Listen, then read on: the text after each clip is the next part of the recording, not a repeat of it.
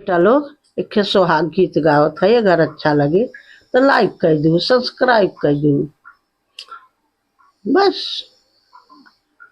और जैसन हो वैसन बताओ, कमेंट में लिखू, जरूर लिखू, समझ में आए कि अच्छा लगा कि ना लगा।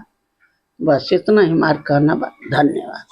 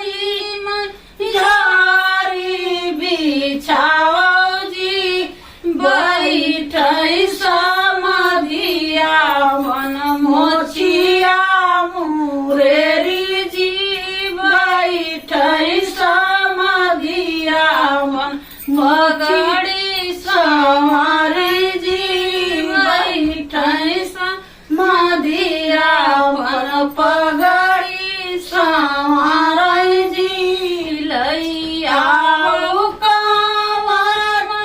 झारी बिछाओ जी बैठै बेटी का बाबा सिरावा झुकाई जी बैठै बेटी का बाबा सिरावा नवाई जी कोरा दोलै ना देई लटा चिटकाई जी कोरा दोलै ना देई लटा चिटकाई जी हंसी हंसी पूछा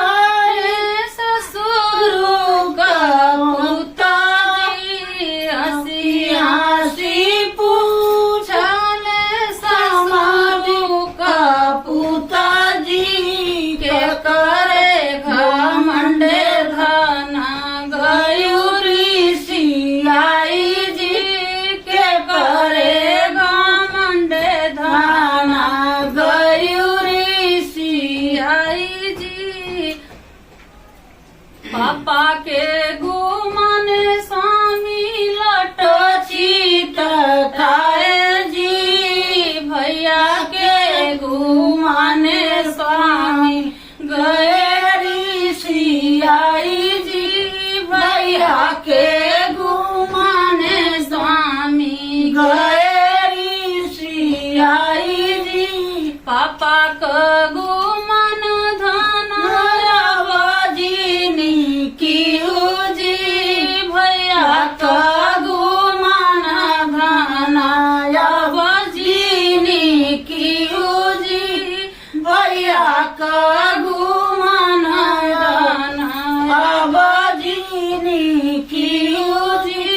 हमारे घुमाने दाना करब कई के चलियो जी हमारे घुमाने दान करब कई के चलियो जी 5 चुटकी से नूरा लई भरब सिर मांगा जी